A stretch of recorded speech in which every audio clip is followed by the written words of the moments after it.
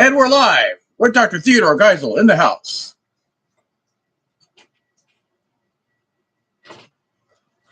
So yeah, the thumbnail says it all right there. California tags, baby. Hopefully I should have that here within 2 weeks. The hardest part is getting online and finding a provider. I'm going to try to pay about $7,500 to $9,000 to get that here.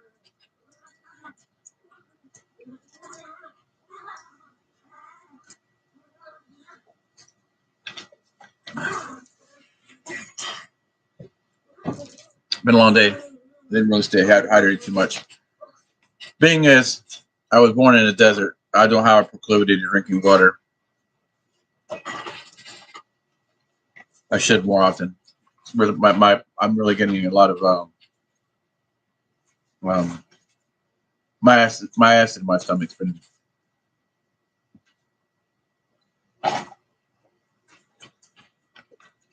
like that for about 4 years now, off and on. I get bouts of it.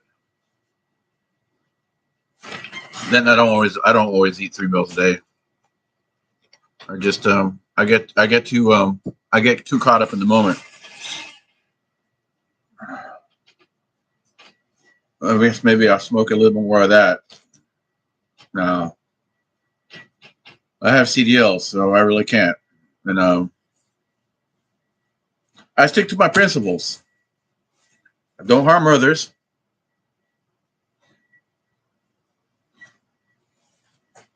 And yeah. Anyhow, yeah. So I'm out here working on this project, and I was looking all last night for a glove, the right glove, and I bought it in here the night before that, 2 nights ago, because this was warm, and I wanted to share this with you. I just got through grinding that. The custom fabrication shop could not do an 80-degree angle. Of course, they're more of a steel supermarket than they are a actual fabrication shop. So I bought it in here, and I put it right here on the desk, and it fell down right behind me. I was looking everywhere, everywhere but there. Favorite dog. He is the favorite dog of all. Well, no, Emmett Kelly will always be the favorite dog of all dogs. God bless his little soul. Then the original Pepito, and then Princess. Oh my God, I have so many dogs in my life. Really hard. I love them all. And Rock a Dog, and Sousa Dog, and Katie, the Whippet. So yeah, I put it there, and I was looking frantically around here all last night, and I didn't get any welding done. And then I went to the one place in the world where I despise spending money at. It's the place. WM. And they didn't even have all the gloves. And just as the dry run, I also knew the moment I bought a pair of them, I would find the other pair. So as a dry run, it was just more of a dry run to go there to simulate to the university I bought them. And I found it right here, right when I was starting to weld with one glove, because this one holds the piece a lot, and I guess a lot closer to welding than this hand does, being the one holding the torch. And then I came back in here to get another wheel of wire. Look right down. There it is. Oh, wow. So the most hilarious thing just happened today. Now, mind you, this BMW will only do 152 miles per hour. It's electronic limb limited to exactly 115 miles per hour.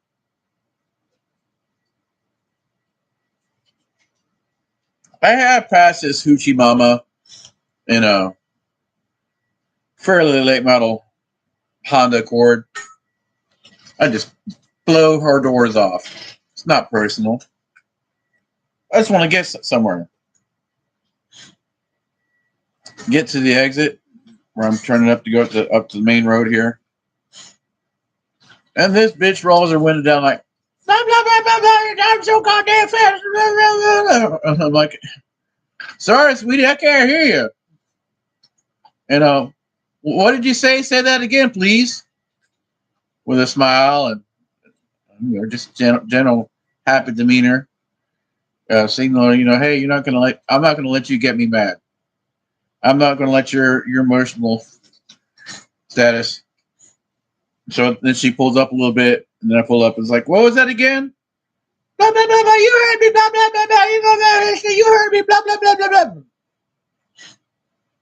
So then she goes up the road, and gets off at the Bojangles. So I pull off too. It's like, oh, hey, what was that you were saying back there, sweetie? I didn't quite understand you. Kind of like that. So your parade is all fucked up. Your teeth all fucked up. You drive up BMW, you got fucked up teeth. What do my teeth have to do with anything? The reason my teeth are like this because I have done without myself taking care of my teeth to take care of other people who stole from me, manipulated, and lied to me, and some of which call themselves family. So then I should have turned that around on her. I said, what about your fucked up priorities? Like, what does how fast I drive have to do with anything you do? If I'm driving faster than you, then don't worry about me. I'm way up there. I'm no danger to you. And speed is not a cause of accidents, especially when you're highly trained. So yeah, it was hilarious. She thought she was going to manipulate me. See, that's something a lot of people don't understand.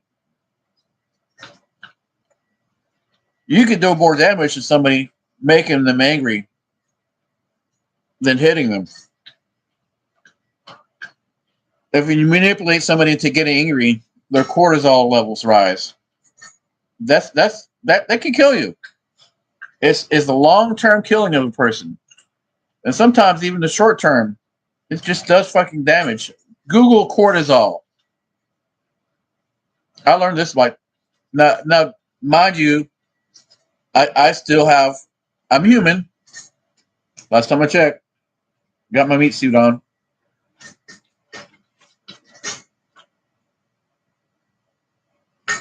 I have let people push my buttons, and my buttons are small and hidden. But yeah, it's been a day. I went down to the Metal Mart and got my pieces. I slept until like noon today. Oh my god, I slept in so fucking hard. It's because I was like, and then the neighbor lady came by. She had a thing of beans for me. It's like we had extra food. I think that's just their way of checking in on me. I don't leave the house for days. And then I do all this work at night. So for all they know, I don't ever leave the house because they're an old couple. They're in bed at like 7, 8 o'clock. So in their mind, that I probably never leave the house. I mean, like not even go out to the front yard. And they're up and down the road all day long, coming and going. They don't. Shit, I'd rather just get my errands out of the way. I guess that gives them something to do. They're both old and retired. Not that there's anything wrong with old. I actually, I was raised that the old is something to be respected because you did something what a lot of other people that age couldn't do, which is stay alive. That's something to be respected for the most part. So yeah, when I say the word old, don't take that wrong. I have high respect for old people. I aspire to maybe be able to be an old person one day, but not crotchety and not feeble-minded. I exercise my mind every day. I might not have done it recently. I'm in pretty good physical shape. Could I whip myself up into a better shape? Well, yeah. Basically cardio, work some of his fat off. When I worked for Carson and Barnes in 2011, I was a size 30 waist. I'm size 36 now. But hey, I'm also not working 20 hours a day. Oh, I'd always find time to take a siesta for about 2 hours. That's a lot of work. I mean, like physically hard work, like taking rows of folding chairs and stack them all the way up here and grabbing the last one with your hand and over here and carrying them, whether it be 50 feet one day or 500 feet. And we had like, let's see, it's 1, 2, 3, 4. Can't remember this. So 10, 20 at a time. And each row was four of 20. 420, and there was 2 holders. So it's 320 chairs that I had to sit up every day. My day started about 4 a.m. I'd go down to the breakfast wagon because no, they had the cook. What was breakfast? Oh no. They had breakfast. No. The cook wagon was the last thing to leave. That was the free food. We got 3 meals a day for free. They were better than mediocre, but it usually included some type of beans and rice and a piece of meat. Always beans and rice and a piece of meat, and maybe a vegetable. And then if you were in good with a cook, you could get seconds. If you weren't in good with a cook, just one plate. So I got in with good with the cook. His nickname was Ricky Bobby, like from Talladega Nights, and I'll tell you another story about that one day. Hilarious. Oh yeah, 4 a.m. breakfast. Do a brief pre-trip, usually 50 to 100 miles down the road, so maybe an hour or two. Get there, and I would either usually drive the one of the 6 seating wagons that seated about 450 each, and then we had a VIP seating area. These were general admission tickets. Then we had a VIP seating wagon, and then the chairs were out on the floor. Those were let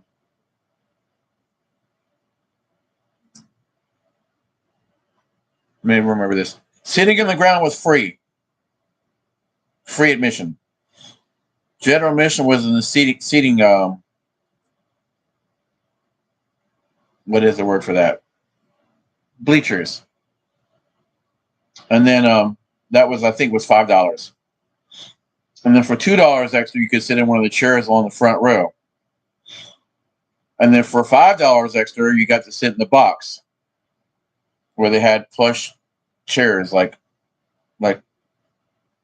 velvet covered chairs with a relaxing function. And then so yeah, one of my jobs was to set up the folding chairs. So then we got there.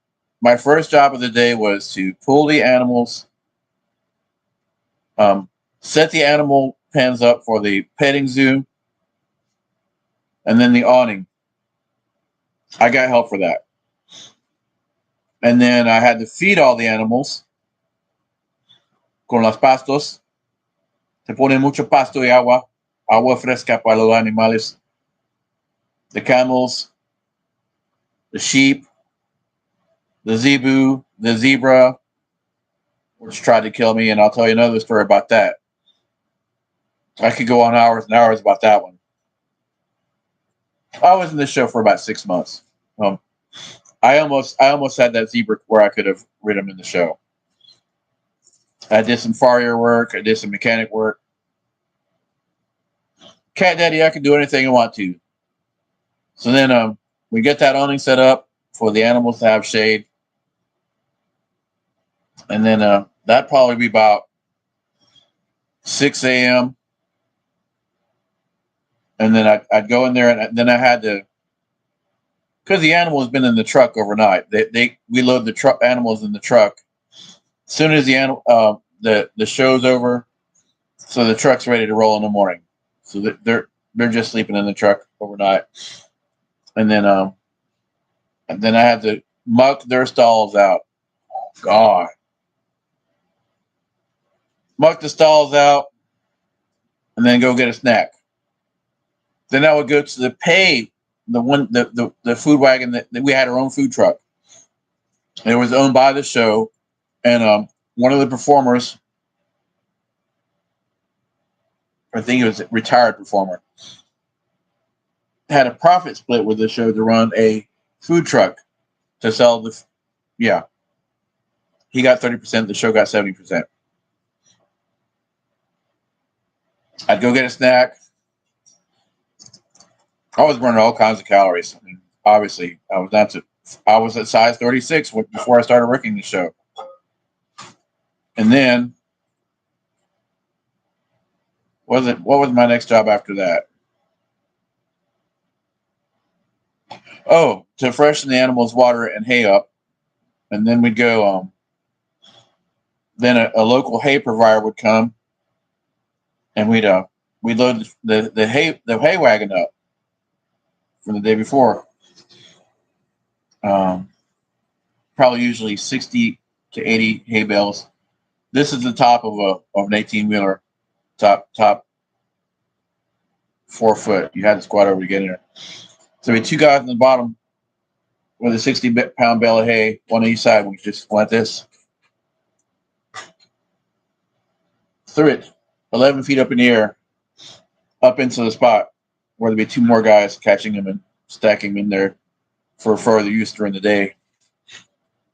And we also kept reserves. So I don't think we did hay every day. I don't. This was just a very hectic schedule. It's really hard to remember everything. And then that'd be about. After that, I would go set up the chairs. That'd take a couple hours, depending on where the chair truck would be at, and what kind of circuitous route, and what point the tent was set up at that time or not. Usually the tent would be set up by lunchtime. They had 14 guys. I worked on the tent crew for about 4 days when I first got there, and I'm like,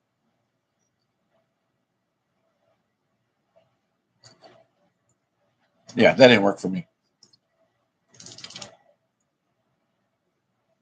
So then I get that done, and then we all had lunch together.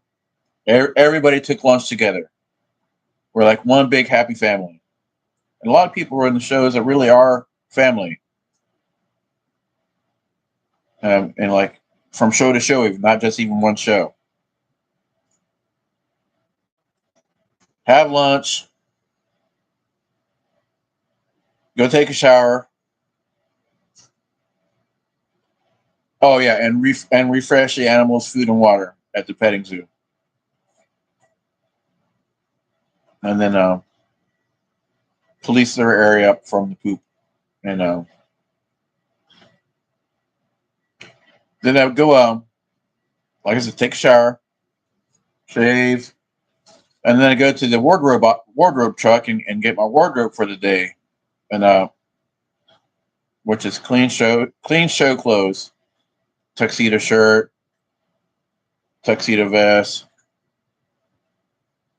Didn't really need the pants because I was selling tickets. They're only going to see from here up, so And plus I needed all the time that I could to get out of that. You know, but some days they would issue me some. After I was there for a while, they issued me some tuxedo pants too, and some tuxedo shoes. And I'd get on one of the horses, and I'd be part of the spectacular, or spec, as we show folk call it.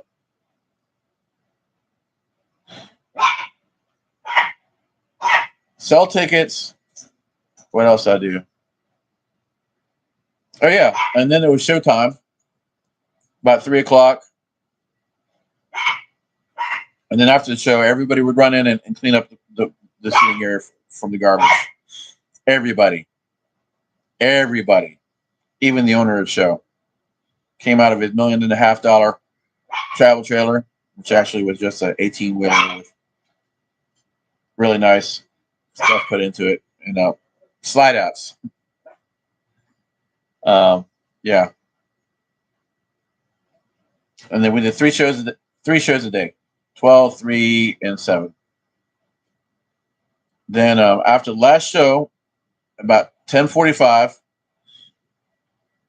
assholes and elbows tearing everything down. I took my chairs away. I was done for the night. Then I go to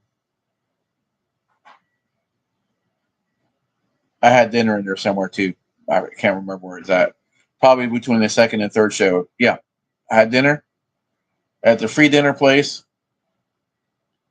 And then after this third show, I take my chairs down and I'll go to the pay food wagon and get me 4 or 5 tacos and 3 beers.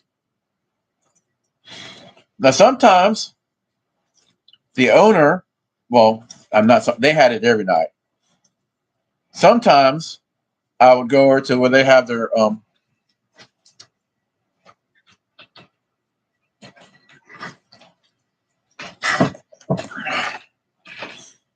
the owner and upper management would have a barbecue for them.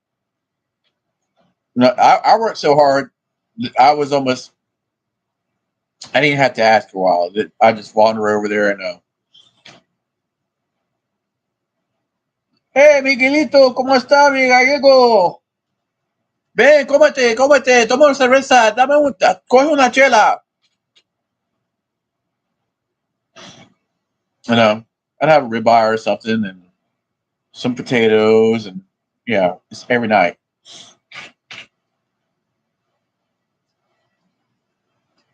From here up, 50% up, yeah, there's millionaires, a lot of millionaires in there.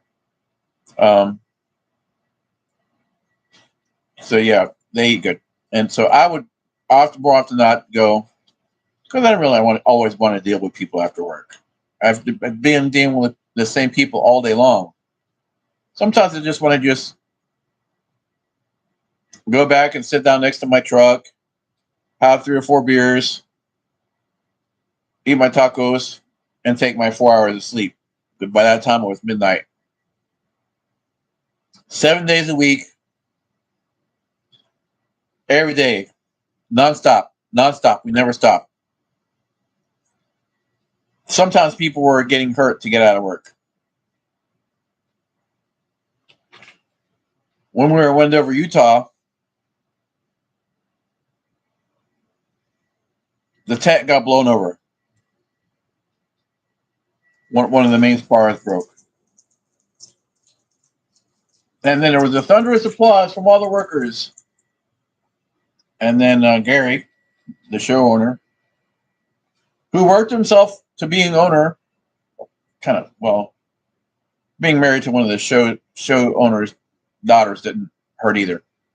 Came out of his $1.5 million travel trailer, and everybody's like, yeah, oh. Now, mind you, these 90-foot spars of metal made out of aluminum, about that thick, probably 2 inches in diameter, or in outer. I'm lost. And shell thickness, I'm going to say, aluminum. They cost like $3,000 or $4,000 each. You don't just go down to Target and buy one of these, and it's not something you really carry too many spares of. They're $3,000 or $4,000 a piece, and we were only doing like $40,000 days. So yeah, this profit margins are really thin. You got to pay people, and we had a total of 89 vehicles, all of which were owned by the show, and the show insured. We had our own maintenance truck. We had a truck with 12 mechanics to keep all these vehicles running. We had our own generator truck. We had three 85 kilowatt, no, 400 kilowatt generators, two of which were used constantly, and one was a backup, and another semi. It was a double drop trailer. Yeah, so this is it. It seems like a very profitable thing. It's not. It is, but it isn't, because the owners take take salaries, so there's not much profit. Um,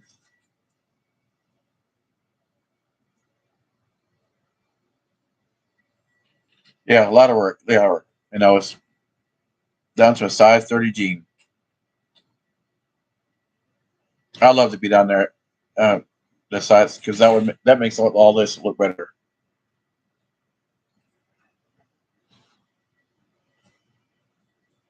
Best deterrence for violence is to be prepared for it. I had poor violence. I had poor. Have I mentioned that any?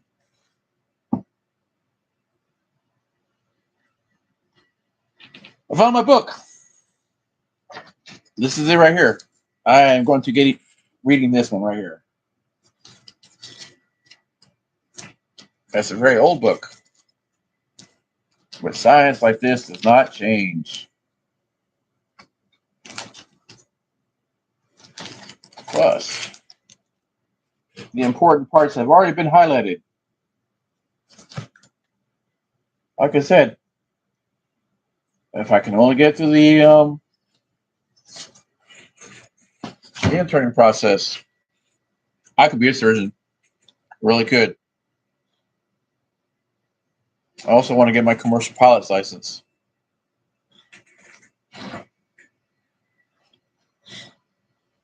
Again, I really don't want to do it. I just want to.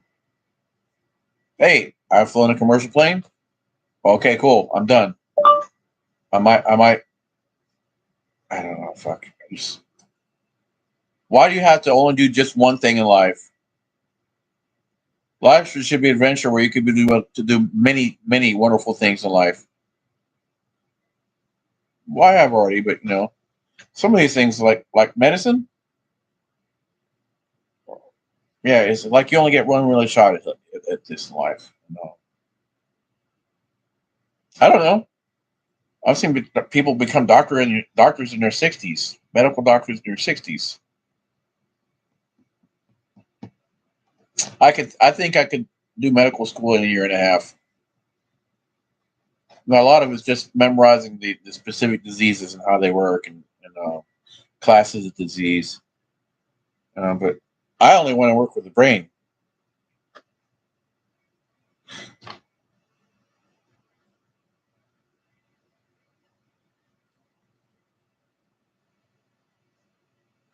Curious thing.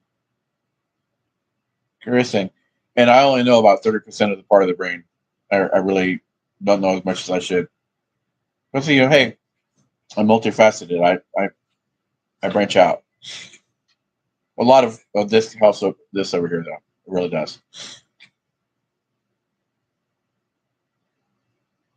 So yeah, I'm out here welding. I'm waiting for the piece, and the gun was getting hot, so I'm gonna let that cool down for a little bit. Let the welder cool down for a little bit. It's a Hobart 210 unit. It's not really meant for this. It's meant to be used at like an auto body shop where you weld a piece now and then you go back to sanding and grinding and yeah, it's not be. It's not supposed to be doing the production I'm doing right here. So I'm gonna go. I've been here 30 minutes, so I'm doing pretty good progress. Though I probably got about 3 hours of welding, and I got about 20 minutes of it done tonight. And the way that this thing is working with this heat, I probably only get it about another hour done tonight. I'm all my pieces are arranged and ready to roll and cut properly. I might have to make one or two more cuts. I'm not sure about that.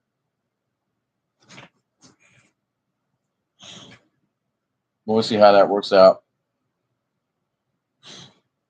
I got my big piece like this, and I got one piece right here where I want it, so that the feet of the generator, which are offset about that much from the main piece here in the front, I should. No, I put that out further because I wanted the strap to come over here.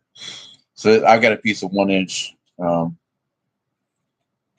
inch tubing, quarter-inch wall. That's the term I wanted earlier. Um, wall thickness, right across that, and I'll probably put two right there, and then a third on the other side, and I might have to get a fourth piece, and then put it across this way in the middle because I want my sheet still to have some, even though it's not carrying anything. I want some type of support for it. The tension should keep it from going down some when it's welded, kind of like a taut drum. But I'm not going to rely on that alone. Because what happens if I have the generator one day and I step into this? This is only 16 inch. I mean, I'm sure it's probably for my fat ass, but no. As Dad used to say, don't take chances, son. Don't take. And that's a large portion where I'm alive today because I listen to my father. I respect my father. So yeah, I'm gonna get off of here.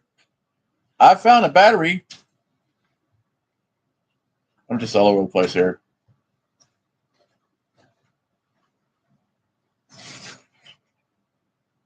Pocket square.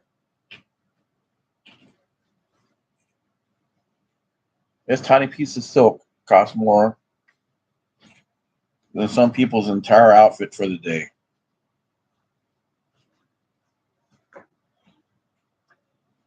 You got a battery. I think the battery is the one I chucked to the side.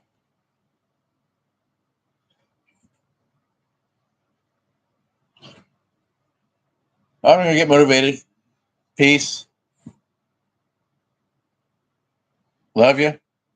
Even you haters, though you don't deserve it. Might be back here later on a handheld.